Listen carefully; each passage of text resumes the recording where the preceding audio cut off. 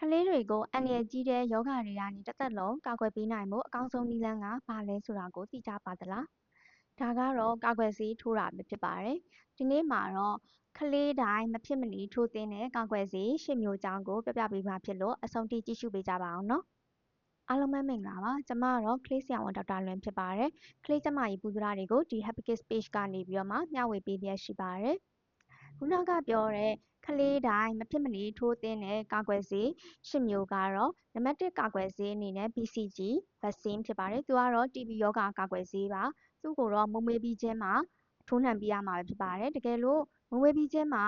ထိုးဖို့အချိန်မရခဲ့ဘူးဆိုလို့ရှိရင်တော့နောက်ဆုံးအနေနဲ့အသက်2လအထိထိုးတာအကောင်းဆုံးပဲဖြစ်ပါတယ်။နောက်နံပါတ်2ကာကွယ်ဆေးအနေနဲ့သူကတော့အသေးရောင်သက်ဝါ B ရောဂါကာကွယ်ဆေးဖြစ်ပါတယ်။သူ့ကိုလည်းမမွေးပြီးချင်းမှာထိုးနှံသင့်ပါတယ်။နံပါတ်3ကာကွယ်ဆေးအနေနဲ့သူကတော့ Rota vaccine လို့ခေါ်တဲ့ပြင်းထန်ဝမ်းပျက်ဝမ်းလျှောရောဂါကိုကာကွယ်ပေးတဲ့ကာကွယ်ဆေးပဲဖြစ်ပါတယ်။ဒီကာကွယ်ဆေးကိုတော့အသက်2လနဲ့4လမှာ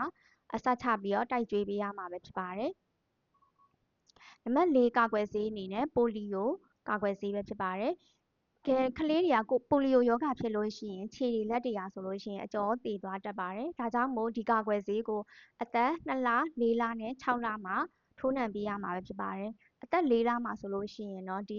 ပိုလီယိုထိုးဆေးကိုပါထပ်မံပြီးတော့ထိုးပေးရမှာပဲဖြစ်ပါတယ်။နံပါတ်5ကာကွယ်ဆေးကတော့ pentavalent vaccine လို့ခေါ်တဲ့ဒီ5မျိုးဆက်ကာကွယ်ဆေးပဲဖြစ်ပါတယ်။သူကတော့ဆုံဆိုးနာကြက်ညာချောင်းဆိုးရောဂါမေးခိုင်ရောဂါအသေးရောင်သက်ဝါ B ရောဂါ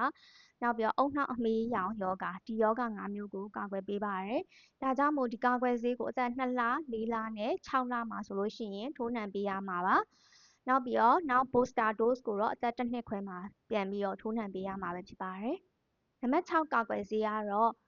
pneumococcal vaccine လို့ခေါ်တဲ့ပြင်းထန်အဆုတ်ရောင်ရောဂါကာကွယ်ဆေးပဲဖြစ်ပါတယ်။ဒီကာကွယ်ဆေးကိုတော့အသက်2လ4လနဲ့6လမှာထိုးနှံပေးရမှာပဲဖြစ်ပါတယ်။နံပါတ်9ကာကွယ်ဆေးကတော့ MR vaccine လို့ခေါ်တဲ့ဒီ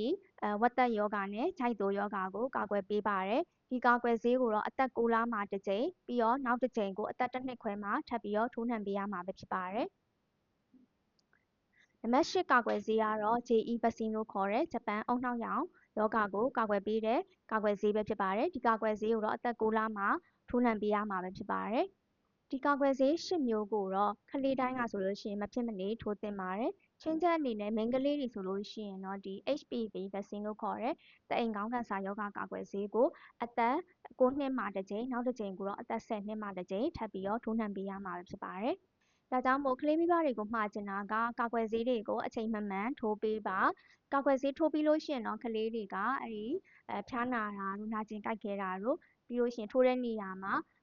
နီရဲရောင်ရမ်းတာတို့ဒါလေးတွေတော့အနည်းငယ်ဖြစ်တတ်ပါတယ်ဒါပေမဲ့အရန်ကြီးတော့မစိုးရိမ်ပါနဲ့ဒီလိုမျိုးကာကွယ်ဆေးတွေကိုအပြည့်အစုံထိုးပေးခြင်းဟာဆိုလို့ရှိရင်ကလေးတွေကိုတစ်သက်လုံးယောဂဗျာတွေနာနေပြီးတော့မှကာကွယ်ပေးနိုင်မှာဖြစ်ပါတယ်ဒီဗီဒီယိုလေးကိုတခြားကလေးမိဘတွေအတွက်လည်း like and share လုပ်ပေးဖို့လည်းမေ့ပါနဲ့ကလေးကျမကြီးဘူးသားတွေကိုဆက်ပြီးတော့ကြည့်ရှုနိုင်ဖို့အတွက်ဒီ Happy Kids Page ကိုလည်း follow လုပ်ထားလို့ရပါတယ်ကလေးများအားလုံးကျမပျော်ရွှင်သောအနာဂတ်ကိုပိုင်ဆိုင်နိုင်ကြပါစေ။